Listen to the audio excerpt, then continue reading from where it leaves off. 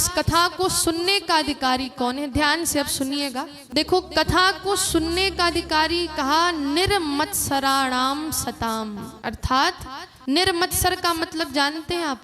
हाँ या ना तो बोलिए। अभी कुछ लोग कह रहे हैं जानते हैं, कुछ कहते हैं नहीं जानते। चलिए आपको हम बताएं।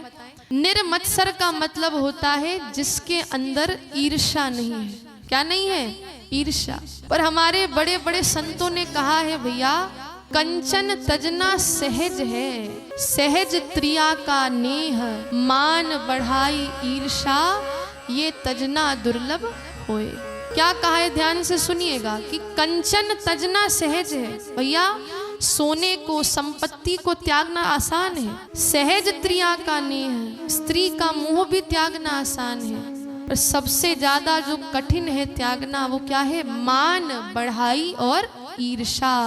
इसको हर कोई त्याग नहीं पाता है। हर व्यक्ति चाहता है मान मिले, बढ़ाई मिले, सम्मान मिले, और अगर नहीं मिलता है तो दुख होता है, ईर्ष्या होती है। तो ये तीन चीजें जिसने छोड़ दी भैया, वो कथा को सुनने का अधिकारी। पर भैया, ईर्ष्या इतनी जल्दी छूटती भी नहीं है। इतनी जल्दी नहीं, आसानी से छूट जाएगी ईर्ष्या। अगर पड़ोस का बच्चा हमारे बच्चे से आगे बढ़ जाए तो क्या हम कहते हैं, अरे उनका तो वहां पर सोर्स है इसलिए पास हो गए, इसलिए अच्छे नंबरों से पास हो गए। हमारा बच्चा फेल हो गया तो कहते हैं अरे पढ़ ही नहीं पाया बेचारा, अरे मुसीबत आ गई थी घर में। और अगर पड़ोस का बच्चा पास हो गया अच्छे नंबरों से तो हम क्या कहते हैं, अरे सोर्स है उसका, अरे प्रिंसिपल को जानता है ना इसलिए सारा काम बना दिया। प्रेम से कहिए राधे राधे। एक बार एक व्यक्ति, उसने भगवान शंकर की तपस्या करी।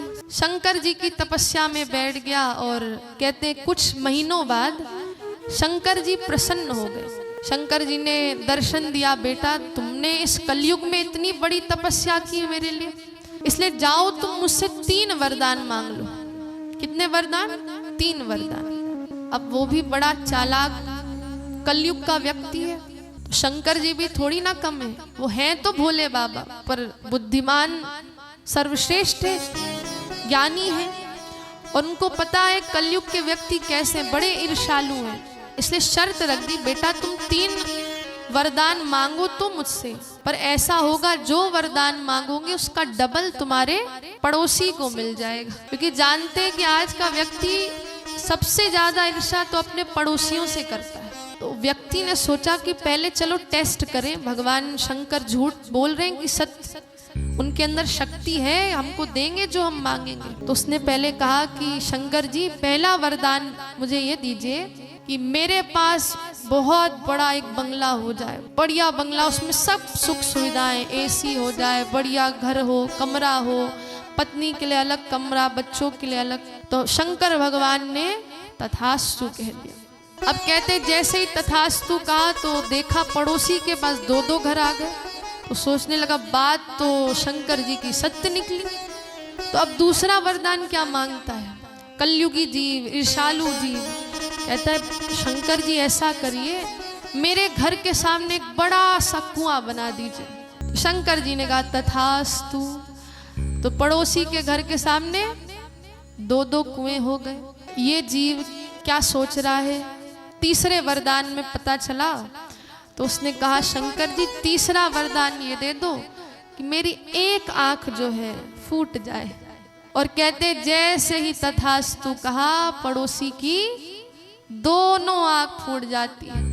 और उसी समय बेचारा वो पड़ोसी बाहर ही था, आगे जा रहा था, 2-2 बड़े बड़े कुएं थे और बेचारा उसी में गिर गया। प्रेम से कहिए राधे राधे। तो ये कथा को सुनाने का क्या अर्थ है कि हम इतना ईर्ष्या करते हैं कि अपनी एक आंख फोड़ सकते हैं, इतनी ईर्ष्या। पर पड़ोसी की 2-2 उसने फोड़ दी। इतनी हम ईर्ष्या करते हैं पड़ोसियों से, रिश्तेदारों से। भैया क्यों करते हैं? अरे उन्होंने अच्छे कर्म किए इसलिए बढ़िया घर बंगला मिला है उनको, गाड़ी, आप मेहनत करो। अरे आपको तो उनसे सीखना चाहिए कि इन्होंने कैसे मेहनत करी। पर नहीं, हम ईर्ष्या करेंगे, हम जलन करेंगे उनसे, अरे उसके पास कैसे हो गया। तो ये भागवत जी कह रही है कि जो ईर्ष्या करता है फिर वो पहली बात तो देखो सफल नहीं हो सकता। दूसरी बात, जो ईर्ष्या करता है, लोगों से चिढ़ता है, उसका स्वास्थ्य भी अच्छा नहीं रहता है। उसकी जो हेल्थ है ना वो भी अच्छी नहीं रहती है। और तीसरी चीज ये भागवत जी कह रही है, जो ईर्ष्या करता है वो कथा सुनने का अधिकारी ही नहीं है। इसलिए हमको यही प्रयास करना चाहिए कि हम भगवान की कथा सुन रहे हैं तो हमारा हृदय इन विकारों से एकदम मुक्त हो, कोई विकार हमारे अंदर ना हो, ये प्रयास आप कीजिए। अब जैसे देखो एक दूध है, अगर दूध है, बढ़िया दूध है, गौ माता का दूध, और यदि हम किसी खट्टे बर्तन में अगर उसमें नींबू का रस इत्यादि पड़ा हो, उस बर्तन में यदि दूध को डाल देंगे तो क्या होगा, फट जाएगा। तो वैसे आपका जब हृदय है उसमें अगर मलिनता है, गंदगी है, तो हम कितना भी कथा आपको सुना दें, बड़े बड़े ज्ञानी आपको कथा सुना दें, पर जब तक हृदय कलुषित है भगवान की कथा समझ नहीं आएगी। इसलिए प्रयास कीजिए अपने मन को साफ करें, निर्मल करें, तब भगवान की कथा आपके हृदय में उतरेगी। और फिर श्री वेदव्यास जी कहते हैं कि इस कथा को जो कोई भी सुनता है क्या फल प्राप्त होता है, तो कहा वैद्यम वास्तवमत्र वस्तु शिवदम तापत्रयो उन्मूलनम। कहा सबसे पहला तो फल बंधु यही मिलता है कि हमको हमारे स्वरूप का बोध हो जाता है कि हम वास्तविकता में कौन हैं। देखो हमको ये मालूम नहीं है कि हम कौन, हम भूल चुके हैं हमारा वास्तविक परिचय। किसी से पूछो भैया कौन है आप, क्या नाम है, तो हम क्या कहते हैं, अरे मेरा नाम ये है, मैं ये काम करता हूँ, मैं मिस्टर तिवारी, मैं ये काम करता हूँ। तो हमारा परिचय हम क्या देते हैं, शरीर का परिचय, पर ये हमारा वास्तविक परिचय नहीं है बंधु।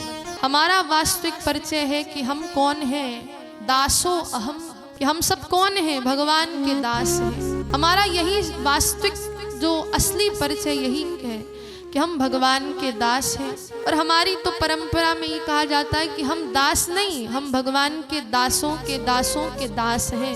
और यही भावना होनी चाहिए बंधुओं कि हमारा कोई परिचय नहीं, यदि परिचय भी पूछे कोई तो क्या परिचय हमारा, कि हम प्रभु के दास हैं, हम भगवान की सेवा के लिए यहाँ पर आए हैं। और भगवान ने हमको ये शरीर सिर्फ मात्र सेवा के लिए ही प्रदान किया है।